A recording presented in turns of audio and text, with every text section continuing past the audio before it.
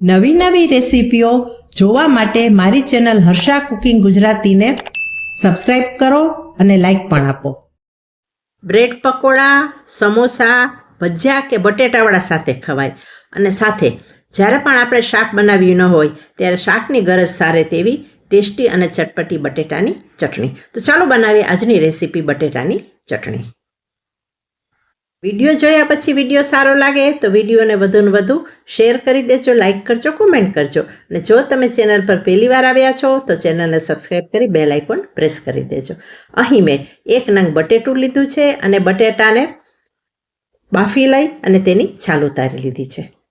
હવે આ બટેટાને આપણે મેશ કરી લેશું. બટેટાને મેશ કરતી વખતે આપણે ધ્યાન રાખવાનું છે કે અંદર કોઈ પણ પ્રકારના ગાંઠા રહેવા જોઈએ નહીં. જો તમે ઈચ્છો તો આ બટેટાને ખમણી પણ શકો છો. અહીં બટેટા મેશ થઈ ગયા છે.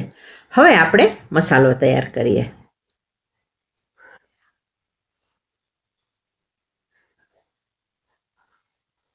બે ટેબલ સ્પૂન આપણે ધાણા એડ કરીએ. 1 ટેબલ સ્પૂન જીરું, 1 ઇંચ આદુનો ટુકડો એડ કરીએ. 15 થી 20 લસણની કળીઓ,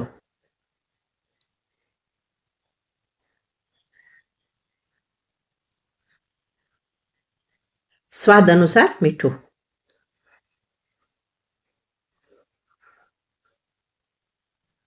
એક પિંચ હળદર ઉમેરીએ.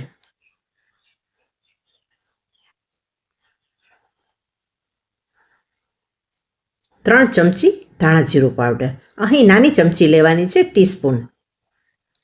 અને 4 ટીસ્પૂન આપણે કાશ્મીરી લાલ મરચાંની ભૂકી લઈએ. મરચાંની ભૂકી તમે ઈચ્છો તેટલી લઈ શકો છો અને તીખી મરચાંની ભૂકી પણ અહીં તમે એડ કરી શકો છો. હવે આ બધી વસ્તુઓને આપણે ખાંડી લઈએ. મસાલો સારી રીતે ખંડાઈ ગયો છે. હવે તેની અંદર આપણે એડ કરી દઈએ બાફેલું બટેટું.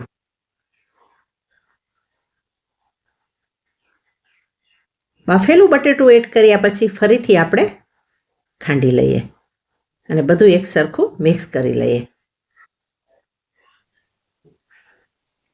ચટણીને વધારે ટેસ્ટફુલ બનાવવા માટે આપણે આ ચટણીને વઘારીશું. તેના માટે મેં 1 ટેબલ સ્પૂન ઓઇલ મૂકેલું છે. ઓઇલ ગરમ થઈ ગયું છે. હવે આપણે તેમાં હિંગ અને મીઠા લીમડાના પાન એડ કરી દઈએ. બંનેને આપણે સંતળાવા દઈએ. હિંગ અને મીઠા લીમડાના પાન સંતળાઈ જાય અને તેની સુગંધ આવે ને એટલે આપણે તૈયાર કરેલું ચટણીની પેસ્ટ ઉમેરી દઈએ.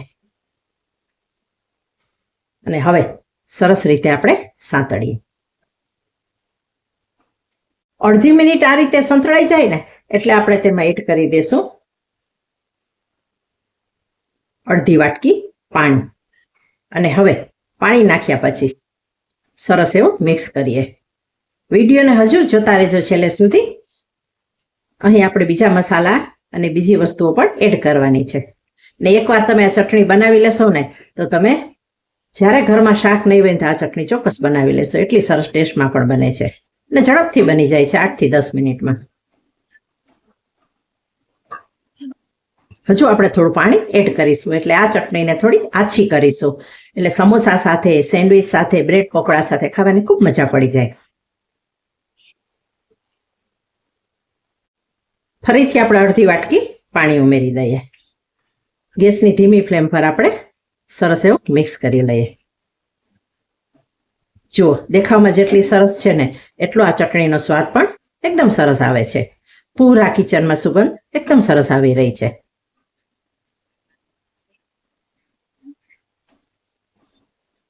અહીં ચાખી લેવાનું. મીઠું વધારે નાખવાની જરૂર હોય કે તીખાશ તમારે વધારે જોઈતી હોય તો તીખી મરચાંની ભૂકી એડ કરી શકાય છે. મેં કાશ્મીરી મરચાંની ભૂકી એડ કરી છે. હવે જેવું આ પાણીને બધું ઉકળી જાય ને એટલે આપણે તેમાં એડ કરી દઈશું 2 નાની ચમચી દહીં. અને દહીં એડ કર્યા પછી સરસ રીતે આપણે ફેંટી લઈશું એટલે દહીં ફાટી ન જાય. ચટણીને વધારે ફ્લેવરફુલ બનાવવા માટે આપણે તેમાં એડ કરી દઈશું 1 ચમચી ખાંડ કે ગોળ. અને ખાંડને પણ સરસ મિક્સ કરી લઈએ. તમારે આ ચટણી જેટલી જાડી કે પાતળી રાખવી હોય તેટલી રાખી શકો છો. ખાંડને પણ આપણે સરસ મિક્સ કરી દઈએ. પસંદ હોય તો અહીં ગરમ મસાલો પણ તમે એડ કરી શકો છો. અને ત્યાર પછી ચટપટી બનાવવા માટે આ ચટણીમાં આપણે 1 લીંબુનો રસ ઉમેરી દઈએ. તૈયાર છે ટેસ્ટફુલ અને મજેદાર બટેટાની ચટણી. હવે તેમાં આપણે કોથમરી ઉમેરી દઈશું. છે ને બનાવી સહેલી, એકદમ ઇઝીલી બની જાય તેવી, અને જ્યારે શાક ના હોય ને ત્યારે શાકના ઓપ્શનમાં ખાઈ શકાય તેવી આ ચટણી છે. અને સાથે સાથે પકોડા, બ્રેડ વડા, ભજીયા, સેન્ડવિચ, સમોસા કોઈ પણ વસ્તુ સાથે આ ચટણી ખાઈ શકાય છે. અને ફ્રીજમાં તમે રાખો ને તો 2-3 દિવસ સુધી તે બગડતી પણ નથી. તૈયાર થયેલી ચટણીને આપણે બાઉલમાં લઈ લઈએ. તમે પણ આ ચટણી એક વખત ચોક્કસ ટ્રાય કરી જજો. હવે મળીશું બીજી જ નવી રેસીપી સાથે.